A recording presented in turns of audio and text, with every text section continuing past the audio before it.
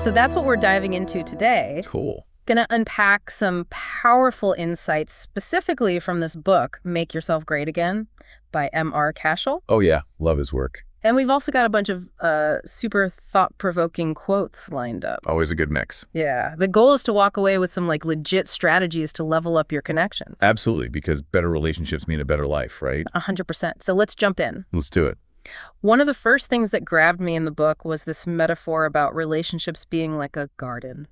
Uh-huh. A classic, but so true. Right. Cashel talks about healthy connections being the flowers, the vibrant ones that bring you joy. Yeah, and then there's the weeds, those pesky things that just drain your energy and suck the life out of everything. Yeah. Exactly. And the book makes it crystal clear that this isn't a set it and forget it type of situation. Oh, definitely not. You can't just plant some seeds and expect everything to magically bloom on its own. It takes effort. Right. You got to be out there tending to it, weeding out the bad, nurturing the good. Otherwise, the weeds will just take over and choke out all beautiful stuff. And that whole tending thing automatically brings time into the equation, which is where this quote from Peter Drucker just hits home. Which one? He said, "Time is the scarcest resource, and unless it is managed, nothing else can be managed." Oh, yeah.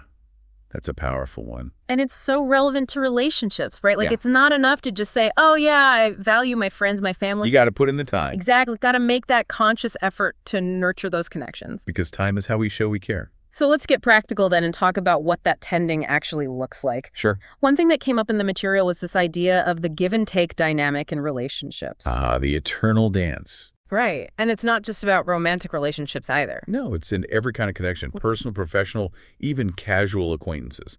And what I found interesting was the prompt to really examine your own patterns in that dance. Are you typically the giver, the one always offering support and help? Or are you more on the receiving end? Because recognizing that can be a huge first step to understanding if things are actually balanced. Totally. And it's not about keeping score. Like you said, no one's pulling out a calculator. No, not at all. But it's more about that overall feeling of reciprocity. Both people feel generally valued and supported. Right. And when it's lopsided, when one person's constantly giving and the other's mostly taking. That's when things can start to go south. Exactly. Resentment builds up, the giver might burn out, and the relationship suffers. Which ties into this idea that our relationships really shape who we are. Oh, for sure. There's that proverb, show me who you walk with and I'll tell you who you are. So true. And it's not just about our personality or our interests. It goes deeper than that. The people we surround ourselves with, they're like a mirror reflecting back our values. Our habits. Right.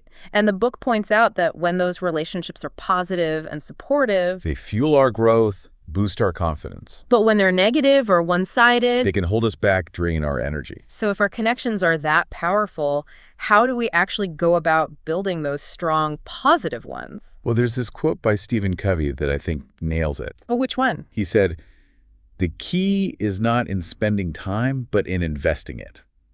I love that. Right. It's not enough to just be physically present. It's about being truly present. Engaging with the other person, really listening, showing empathy. Because that's what builds trust, deepens those bonds. Exactly. And there's another side to it too, right? What's that? Setting boundaries, which might sound counterintuitive, but the book makes a strong case for it. It's not about putting up walls. No, it's about defining what you're comfortable with in a relationship. What you're willing to give and what you're not. And communicating those needs clearly. Because it ensures that the relationship stays respectful and fulfilling for both people. Now, something we hear a lot about is this concept of balance, especially work-life balance. Yeah, it's like a universal struggle. The author even mentioned that their talks on this topic resonate with people all over the world. Everyone's trying to find that sweet spot. Right. But the book also challenges the way we typically think about balance. Like the whole seesaw image. Exactly. It suggests that might not be the most accurate or helpful analogy. Because life isn't static. Our priorities shift constantly. So trying to maintain this perfect, unwavering balance can actually be more stressful. And that's where this idea of the dynamic fulcrum comes in. Oh yeah, the author learned that from Wayne Cordero. And it basically means that our point of focus needs to be adaptable. It shifts based on what's most important at any given time. So during a major family event, most of your energy might be directed towards your loved ones. But then during a crucial work project, the fulcrum might temporarily shift towards your career. It's about being responsive to the demands of the moment. And not beating yourself up for not having everything perfectly balanced all the time. Right. And this idea of a shifting focus ties in perfectly with the need for boundaries, which Henry Cloud talks about a lot. Boundaries are all about structure. They help you define what you let into your garden, so to speak. The good stuff, the positive influences. And what you keep out, the negativity, the things that drain you. Because not all input is created equal right. Exactly. And this isn't just about the people in our lives. It's about everything we take in information, energy influences. Like Rumi said, be like a tree and let the dead leaves drop. We got to be mindful of what we're feeding our minds and souls. Totally. So we need to be actively guarding against negative influences, which brings to mind that saying, bad company corrupts good manners. Still so relevant. Right. And the book encourages you to really take stock of your relationships. Who are you spending the most time with? Do they lift you up or drag you down? Because there's that powerful quote from Jim Rohn. Oh, yeah. He said, you are the average of the 5 people you spend the most time with. Which is kind of mind-blowing when you think about it. Right. It means our closest connections have a huge impact on who we become. So we got to choose wisely. And while we can't always just cut ties, especially with family, we can manage those relationships, set boundaries. Limit the time we spend with certain people. Steer conversations away from sensitive topics. And be more mindful of how their energy affects us. To help with the book actually has this friendship evaluation test. Oh, yeah, I saw that. It's 12 questions to help you assess a relationship. Like, does this person genuinely add value to your life? Do they actively encourage you? Do they believe in your potential? Do they have a positive attitude? Things like that. And depending on how many yes answers you have, it gives you a suggested course of action. So, like, if you score 8 to 10... That's someone you should definitely keep investing in. 6 to 7. Worth spending some time with. 4 to 5, maybe a little less time. 1 to 3, minimal access. And 0.